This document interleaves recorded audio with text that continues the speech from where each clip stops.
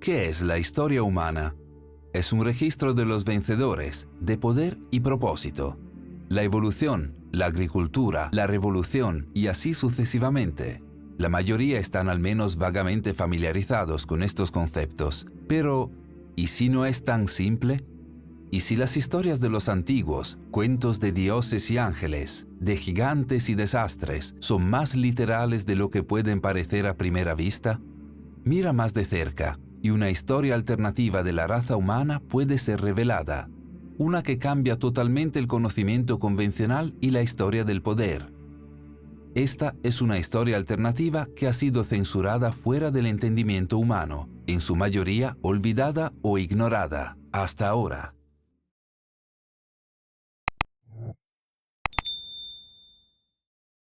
A principios de 1946, en la región ahora conocida como Cisjordania, un grupo de adolescentes beduinos estaban cuidando sus ovejas y cabras cerca del antiguo asentamiento de Qumran. Para pasar el tiempo, por monótono que fuera, tiraron alrededor las rocas que encontraron esparcidas por el áspero terreno desértico. Cuando una de esas rocas fue arrojada en la extensión oscura de una cueva, los adolescentes se sorprendieron al escuchar un fuerte ruido estremecedor resonando desde dentro. Explorando, encontraron una colección de grandes tinajas de barro, una de las cuales se había roto. Aunque no lo sabían en ese momento, estos adolescentes habían hecho un descubrimiento histórico. Dentro de los frascos había una serie de pergaminos antiguos. En los años que siguieron a este descubrimiento, arqueólogos, historiadores y cazadores de tesoros encontrarían fragmentos de pergaminos adicionales en otras 10 cuevas de la zona. En conjunto, formaron unos 800 a 900 manuscritos, colectivamente conocidos como los pergaminos del Mar Muerto. Entre estos manuscritos estaban grandes porciones de un misterioso texto religioso no canónico que había sido olvidado durante mucho tiempo. Se llamó el Libro de Enoc.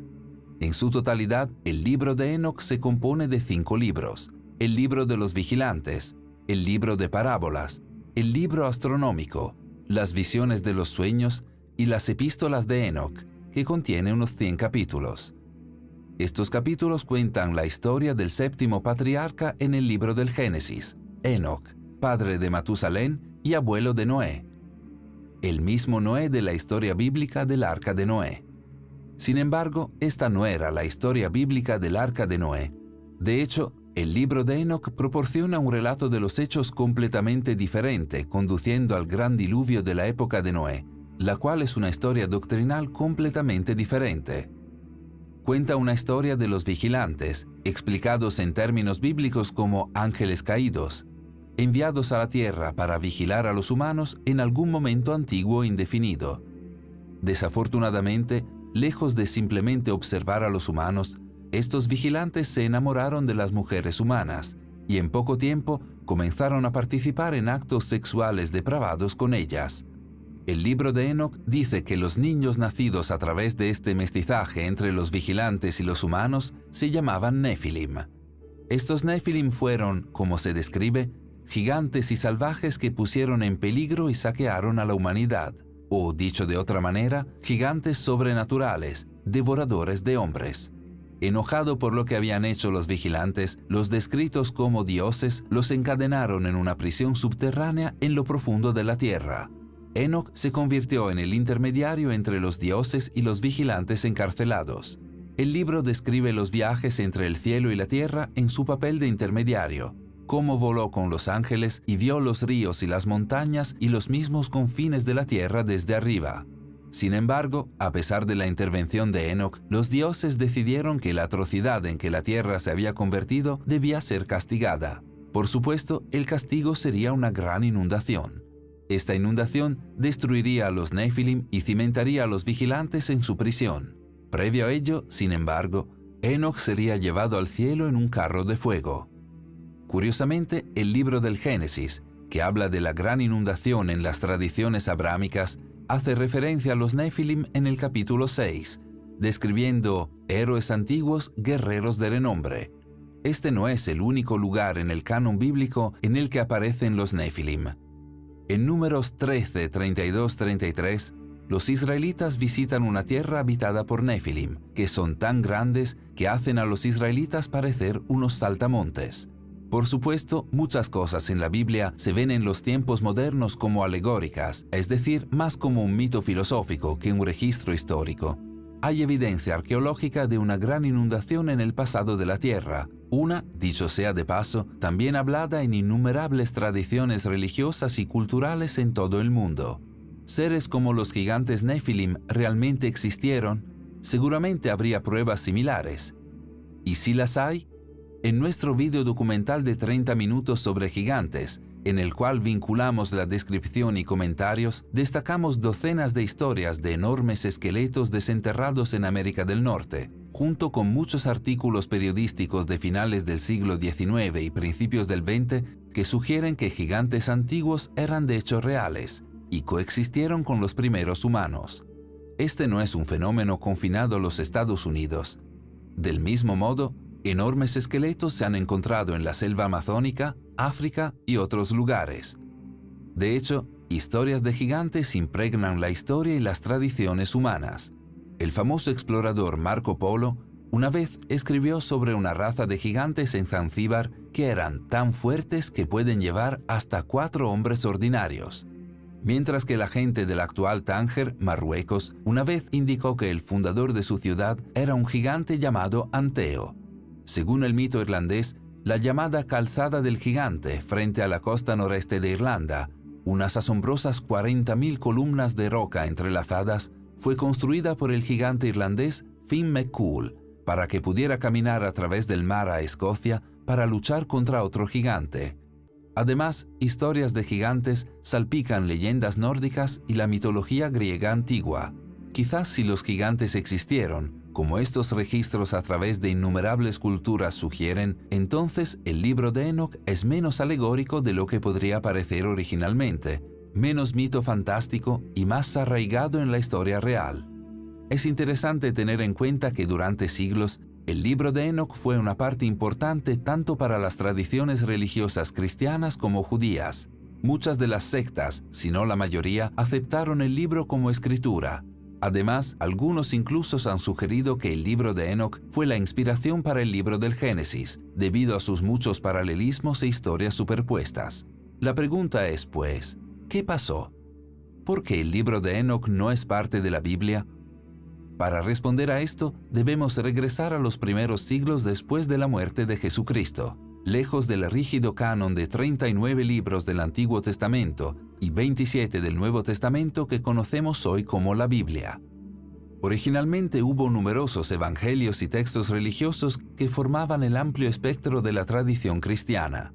Como la religión cristiana creció después de la muerte de Jesús, la floreciente iglesia cristiana necesitaba saber qué textos debían leerse y seguirse, qué enseñanzas debían aplicarse, qué textos se considerarían aceptables y divinamente inspirados. La iglesia necesitaba, por diversidad, crear uniformidad, necesitaban un canon oficial.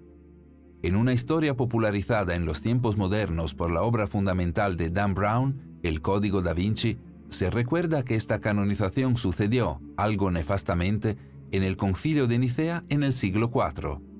Allí, según la historia, el emperador Constantino y otras autoridades eclesiásticas de alto rango dieron forma al canon cristiano para ajustarse a su propia agenda secreta.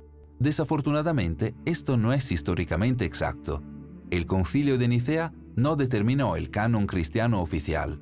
No culpes a Dan Brown. El famoso filósofo Voltaire hizo una afirmación similar en el 1700. Pero mientras la historia puede no ser exacta en los hechos, es exacta en cierto sentido. Miembros de alto rango de la Iglesia ciertamente escogieron y eligieron qué incluir en el canon bíblico oficial. Discutieron, tiraron de los hilos, echaron a sus oponentes como herejes y casi con certeza buscaron expandir su propio poder. Simplemente no tuvo lugar en un solo consejo, sino más bien como un proceso mucho más largo entre los siglos I y IV. Generalmente se entiende que a finales del siglo IV, el proceso fue completado y la Biblia se estableció oficialmente sin el libro de Enoc. ¿Cómo podría algo tan influente, sino vital, como el libro de Enoc, haber quedado fuera? Para responder a esta pregunta, uno podría examinar otros evangelios que también fueron censurados del producto final. Considera el Evangelio de Pedro, un fragmento del cual fue encontrado en Egipto en 1886, que cuenta la historia perdida de un Jesús resucitado que sale de su tumba y cuenta con 2 ángeles gigantes y una cruz flotante que habla. Y oyeron una voz desde los cielos diciendo: «Tú les has predicado a los que duermen». Y se escuchó una respuesta desde la cruz: «Sí». O considera el Evangelio de María, esa obra notoria en que María Magdalena se nombra no solo como uno de los discípulos de Jesús, pero su favorito, tal vez incluso su esposa.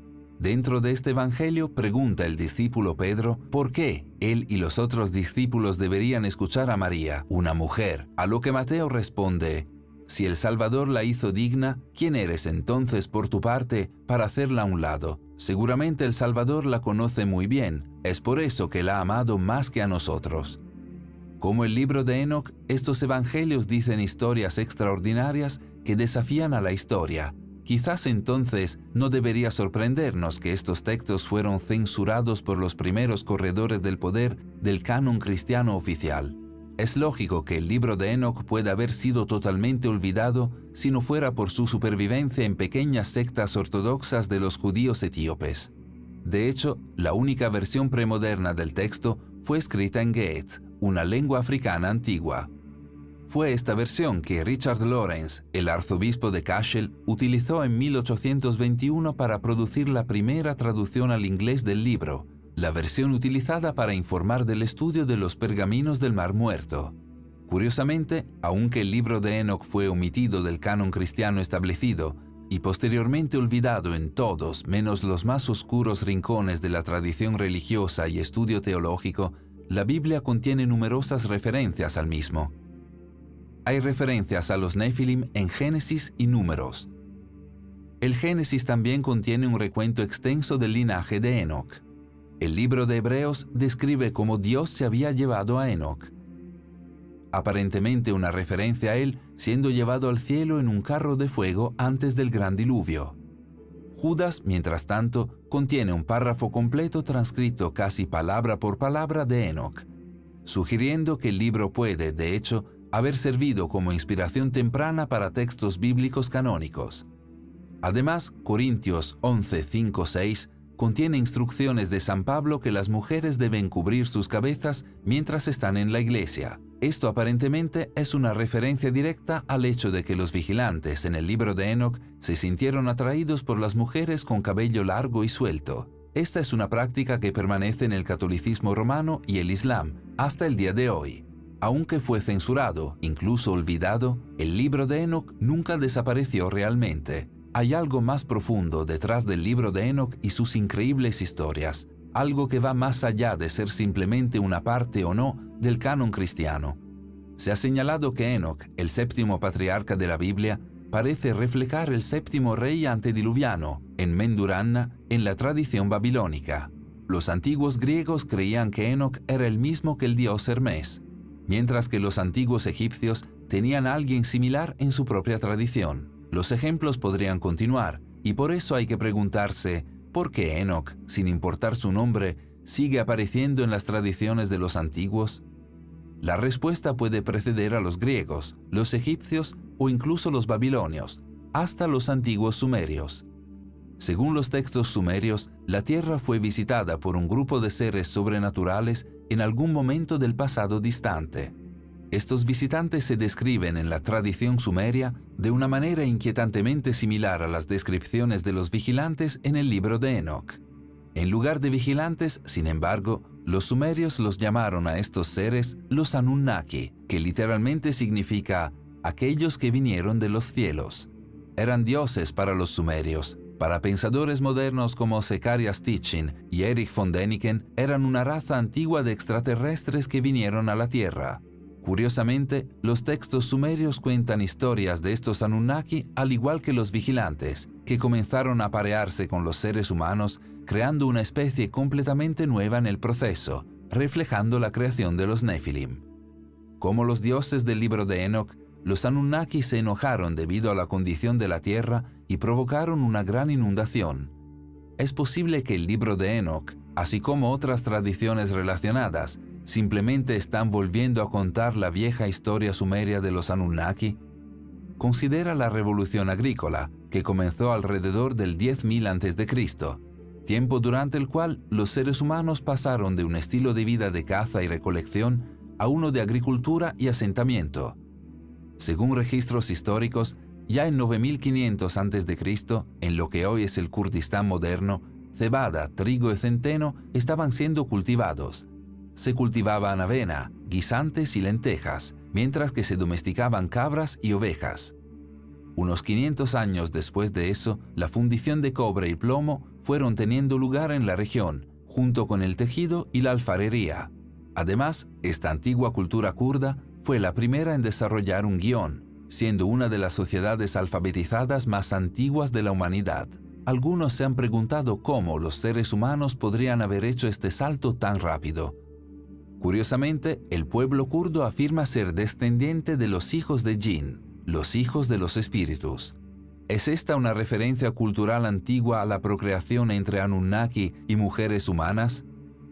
Según los sumerios, fueron los Anunnaki quienes trajeron conocimiento avanzado y tecnología a los seres humanos, echando una mano, por así decirlo, a la progresión de la civilización humana.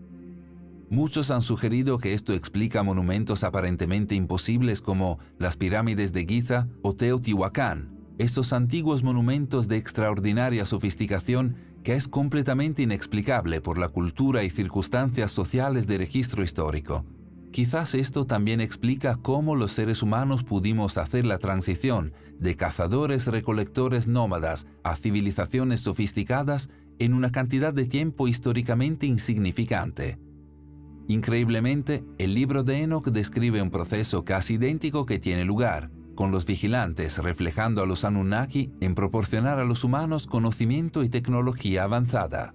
Enseñan a los humanos la metalurgia y la minería, ciencia y medicina, cómo leer y escribir, y cómo leer las estrellas. Enseñan a los humanos a usar cosméticos y hacer joyas, y revelar los secretos del arte de la guerra. El libro de Enoch 8.1.3a dice: «Y Azazel enseñó a los hombres a hacer espadas y cuchillos, y escudos, y corazas, y les dio a conocer los metales de la tierra, y el arte de trabajarlos, y pulseras, y adornos, y el uso del antimonio, y el embellecimiento de los párpados, y toda clase de piedras costosas, y todas las tinturas colorantes. Y surgió mucha impiedad, y cometieron fornicación, y fueron llevados por mal camino, y se corrompieron en todos sus caminos». ¿Estaba el libro de Enoch de esta manera reflejando y volviendo a contar la historia de los Anunnaki? Es interesante que el ejemplo más común de algo completamente inexplicable por las circunstancias culturales y sociales de registro histórico, es decir, algo que los Anunnaki seguramente debieron haber ayudado a los humanos antiguos, son las pirámides de Egipto. Según el antiguo historiador árabe Al-Makrizi, estas pirámides fueron construidas por un rey llamado Saurid, que vivió antes del gran diluvio. Por cierto, Saurid traducido al hebreo es Enoch. Considera en otra parte del libro de Enoch, en un capítulo en el que Enoch da testimonio de los secretos de los relámpagos y los secretos del trueno.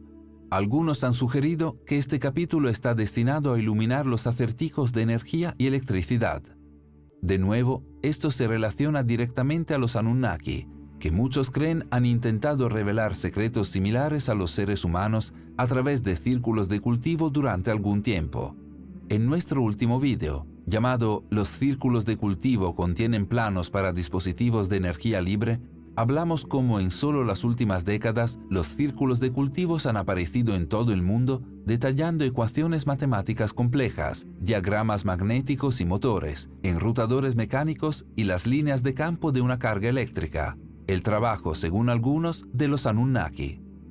De hecho, considera la descripción de Enoch de su viaje para encontrarse con los dioses, teniendo en cuenta los avistamientos de ovnis que suelen acompañar y complementar estos círculos de cultivos. «Me llevaron a una especie de palacio flotante», dijo Enoch. «Era enorme, como vidrio tallado. El piso tenía placas de vidrio. A través del suelo se podían ver las estrellas que estábamos cruzando. Con esto en mente, Uno podría preguntarse si el carro de fuego que se llevó a Enoc antes del gran diluvio no fue de hecho una nave espacial extraterrestre. Puede parecer difícil de creer que historias tan alucinantes como estas, de vigilantes y Anunnaki y gigantes Nephilim, historias que impregnaron culturas antiguas durante miles de años, puedan olvidarse a tal grado. Los sumerios borrados del panteón de civilizaciones antiguas, el libro de Enoc censurado del canon bíblico. Sin embargo, dada la forma en que estas historias reforman fundamentalmente la historia humana y redefinen lo que son los seres humanos, su exclusión quizás no sea una sorpresa. Sin embargo, tal vez estas historias no fueron de hecho totalmente borradas. Considera la conocida historia bíblica de Adán y Eva y el huerto del Edén. No lo leas literalmente ni filosóficamente, sino como una alegoría. Léelo metafóricamente. Dios crea a Adán para vigilar la tierra, así como los dioses lo hacen con los vigilantes en el libro de Enoc. De la costilla de Adán, Dios crea a Eva. Adán y Eva procrean, representando el mestizaje entre los vigilantes y las mujeres humanas. A Adán y Eva se les dice que pueden comer cualquier cosa que quieran en el huerto del Edén, excepto el fruto del árbol de conocimiento del bien y del mal. Por supuesto, comen del árbol del conocimiento, representativo de los vigilantes trayendo tecnología avanzada y conocimiento a los seres humanos que tal vez no estaban lo suficientemente evolucionados mentalmente como para manejarlos. Como al comer del árbol del conocimiento concedieron a Adán y Eva el conocimiento de Dios, también lo hizo el libro de Enoc al describir cómo los vigilantes revelaron los secretos eternos que fueron preservados para el cielo, los cuales los hombres se esforzaban por aprender. Leyendo la historia de Adán y Eva de esta manera, es fácil ver los paralelismos entre esto y el libro de Enoc. Y quizás ese sea el punto. Quizás la gente que escribió la historia de Adán y Eva estaba simplemente volviendo a contar las historias en el libro de Enoc a su manera, volviendo a contar la historia sumeria de los Anunnaki, como lo habían hecho muchas otras religiones y culturas antes que ellos, insertando esta pieza crucial de la historia humana alegóricamente en su propio canon religioso, para que estos registros antiguos pudieran seguir existiendo. ¿Qué es la historia humana? ¿Es lo que se entiende oficialmente en los libros de historia sancionados? ¿O es algo más profundo, algo más increíble, sí, tal vez olvidado? Quizás la respuesta ha estado oculta a plena vista todo el tiempo. Gracias por ver. Si te gustó el vídeo, por favor, haz clic en me gusta. Y si eres nuevo, suscríbete y haz clic en la campana a su lado para notificaciones futuras.